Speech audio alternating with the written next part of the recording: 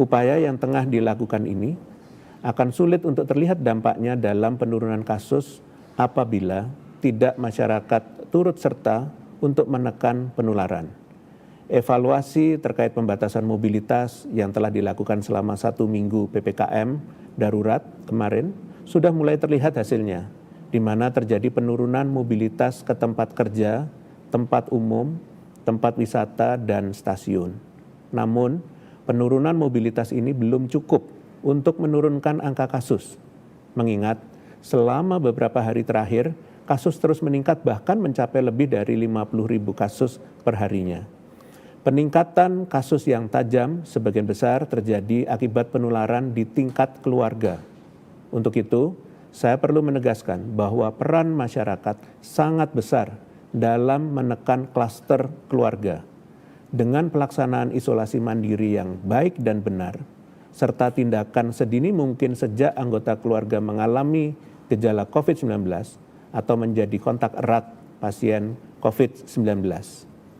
Sebagai informasi, saat ini pemerintah telah menyediakan 20 rumah sakit darurat dengan total kurang lebih 9.000 tempat tidur, 12 rumah sakit lapangan dengan total kurang lebih 3.000 tempat tidur, serta tempat isolasi terpusat dengan total lebih dari 20.000 tempat tidur di Pulau Jawa dan Bali. Untuk itu, apabila masyarakat tidak mungkin untuk melakukan isolasi mandiri di rumah, maka dapat melakukan isolasi di tempat isolasi terpusat yang telah disediakan oleh pemerintah daerah masing-masing yang dibantu oleh pemerintah pusat. Satgas atau posko di tingkat desa atau kelurahan dan RT atau RW menjadi unsur penting sebagai garda terdepan yang membantu warga suspek COVID dan keluarganya. Untuk itu, kepada pemerintah daerah, mohon dapat benar-benar memahami urgensi posko di tingkat desa atau kelurahan. Posko harus memastikan RT RW di wilayah kerjanya mendata dan memantau warganya yang melakukan isolasi mandiri, serta berkoordinasi dengan puskesmas dalam tracing dan testing untuk kontak erat dan rujukan warga ke tempat isolasi terpusat atau rumah sakit. Posko juga bertanggung jawab dalam koordinasi dengan Babinsa dan Babin Kamtibmas untuk melakukan pembatasan mobilitas yang lebih ketat lagi, mengingat masih tingginya mobilitas pada wilayah yang lebih kecil. Seperti yang saya sampaikan berulang kali pada konferensi pers, bahwa masih lebih dari 20 provinsi yang posko terbentuknya di bawah 10%. Mohon diperhatikan dan saya minta di minggu depan sudah ada penambahan posko terbentuk. Selanjutnya, saya akan menjelaskan prosedur isolasi mandiri di rumah yang harus diketahui masyarakat luas. Perlu ditekankan bahwa syarat kasus positif yang dapat melakukan isolasi mandiri ialah jika tidak ada fasilitas isolasi terpusat terdekat yang tersedia dan diperuntukkan hanya untuk kasus yang tidak menunjukkan gejala atau gejala ringan. Berikut prosedur yang harus diperhatikan, baik sebelum atau saat prosedur isolasi mandiri dilakukan. Pertama, persiapan prosedur isolasi mandiri yang harus dilakukan yaitu mempersiapkan stok obat-obatan dasar seperti vitamin C, D, Zn atau zinc, atau jenis obat-obatan lain sesuai dengan anjuran dokter. Kemudian yang kedua, mempersiapkan alat-alat kesehatan dasar seperti termometer atau pengukur suhu dan oximeter atau pengukur saturasi oksigen. Yang ketiga adalah mempersiapkan masker dan cairan desinfektan yang dapat terbuat dari air dengan sabun atau deterjen maupun cairan desinfektan dalam jumlah yang cukup. Yang keempat, menyediakan ruangan terpisah yang tidak terakses oleh anggota keluarga lainnya. Yang kelima, mempersiapkan daftar kontak orang terdekat dan terpercaya maupun hotline penting untuk perbantuan saat darurat. Selanjutnya, hal yang penting juga diketahui adalah diperhatikan prosedur isolasi mandiri yang dilakukan yaitu pertama, menerapkan pola hidup bersih dan sehat dengan berolahraga 3-5 kali seminggu, makan makanan bergizi seimbang, dan mencuci tangan sebelum dan sesudah beraktivitas. Kemudian berikutnya yang kedua adalah pengelolaan sampah dan limbah harian harus dilakukan dengan hati-hati oleh pendamping, minimal menggunakan APD. Barang habis pakai harus disimpan dalam wadah tertutup, sedangkan barang yang tidak habis pakai harus dibersihkan terpisah dengan barang yang digunakan oleh anggota keluarga lainnya. Yang ketiga, selanjutnya, melakukan disinfeksi rutin, khususnya kepada alat-alat rumah tangga yang sering disentuh, contohnya gagang pintu, keran, toilet, wastafel, saklar, meja, atau kursi. Kemudian selanjutnya, menjamin bahwa ruangan isolasi mandiri mendapat sirkulasi udara dan pencahayaan yang baik melalui secara rutin membuka jendela kamar. Sebisa mungkin melakukan pencatatan mandiri terkait perkembangan setiap gejala dan kondisi tubuh seperti suhu tubuh, laju nafas, maupun saturasi oksigen perharinya dengan alat kesehatan yang dimilikinya untuk memudahkan proses pencatatan yang akurat oleh petugas puskesmas yang mengawasinya. Dan pastikan isolasi mandiri dilakukan minimal 10 hari untuk kasus tanpa gejala dan 10 hari untuk kasus dengan gejala ringan dengan tambahan 3 hari dalam keadaan tanpa gejala.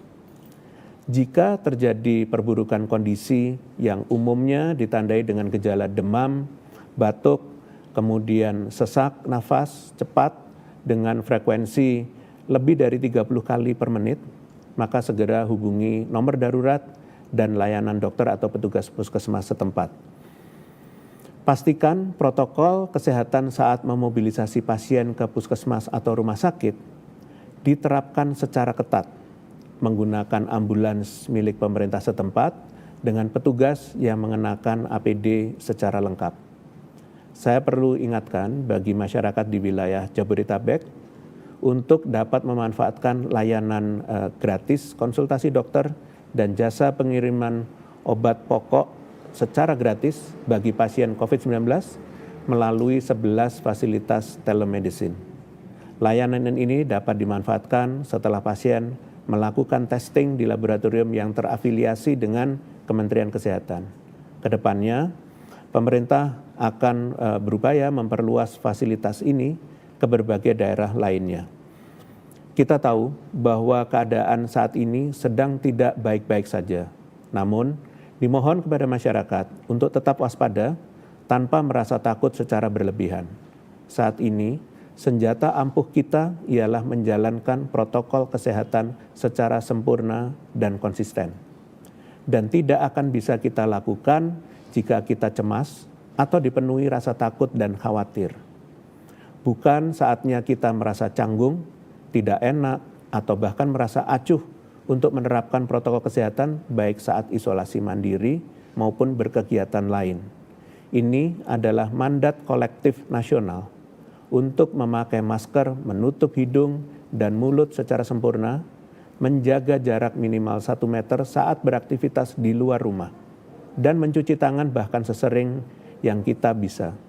Dimohon kerjasama masyarakat untuk kompak menjalankan pengendalian COVID-19 secara sungguh-sungguh. Selanjutnya, saya hendak menyampaikan rasa terima kasih sedalam-dalamnya mewakili pemerintah Indonesia atas berbagai gerakan saling bantu yang diinisiasi oleh masyarakat, contohnya layanan bantuan pengisian tabung oksigen dari rumah ke rumah, maupun bantuan pasokan kebutuhan dasar bagi pasien yang harus isoman di rumah dan tinggal sendiri. Semoga usaha kita bersama melawan COVID-19 dapat segera membuahkan hasil dan kondisi COVID-19 dapat segera kembali terkendali. Terakhir, mohon kepada masyarakat untuk tidak memanfaatkan situasi termasuk adanya layanan bantuan yang ada untuk kepentingan beberapa pihak atau perseorangan. Hindari pula untuk membuat kegaduhan dengan menyebar hoaks atau berita yang tidak benar dan memperkeruh suasana. Ini saatnya kita menjadi kuat dengan bersatu saling membantu. Sebagai penutup, saya akan menyampaikan terkait penanganan COVID-19 yang berkembang dalam beberapa hari ini. Pemerintah menyadari terdapat beberapa orang yang terdampak kondisi kesehatan kejiwaannya selama masa penerapan kebijakan PPKM darurat dan PPKM diperketat ini, baik karena kondisi keluarga, sosial, maupun finansial. Oleh karena itu, pemerintah bermitra dengan beberapa organisasi lainnya, termasuk Himpunan Psikologi Indonesia, mengajak masyarakat memanfaatkan layanan psikologi sejiwa atau sehat jiwa dengan menghubungi hotline 119 extension 8. Fasilitas ini akan memberikan layanan psikologi untuk keluhan seperti kekhawatiran, kecemasan, ketakutan, ataupun stres langsung dari para ahlinya dan diharapkan mampu membantu masyarakat untuk menjadi sehat secara menyeluruh. Selanjutnya, menjelang datangnya Hari Raya Idul Adha, Menteri Agama telah mengeluarkan 2 surat edaran, yaitu Surat Edaran nomor 16 terkait petunjuk teknis penyelenggaraan malam takbiran, sholat Idul Adha, dan pelaksanaan kurban tahun 1442 Hijriah atau 2021 Masehi di luar wilayah pemberlakuan pembatasan kegiatan masyarakat atau PPKM darurat. Dan Surat Edaran nomor 17 tahun 2021 terkait peniadaan sementara peribadatan di tempat ibadah, malam takbiran, sholat Idul Adha, dan petunjuk teknis pelaksanaan kurban tahun 1442 Hijriah atau 2021 Masehi di wilayah pemberlakuan pembatasan kegiatan masyarakat atau PPKM darurat. Pada prinsipnya, surat-surat edaran ini bertujuan untuk memastikan berjalannya protokol kesehatan selama rangkaian ibadah Idul Adha, termasuk juga meniadakan sementara peribadatan di tempat ibadah berupa takbiran dan sholat Idul Adha di wilayah pemberlakuan PPKM darurat. Selain itu, masyarakat juga diminta untuk tetap mematuhi protokol kesehatan, bahkan setelah ibadah Hari Raya Idul Adha yang dilakukan dengan menghindari kegiatan yang memicu kerumunan sehingga klaster keluarga dapat dicegah.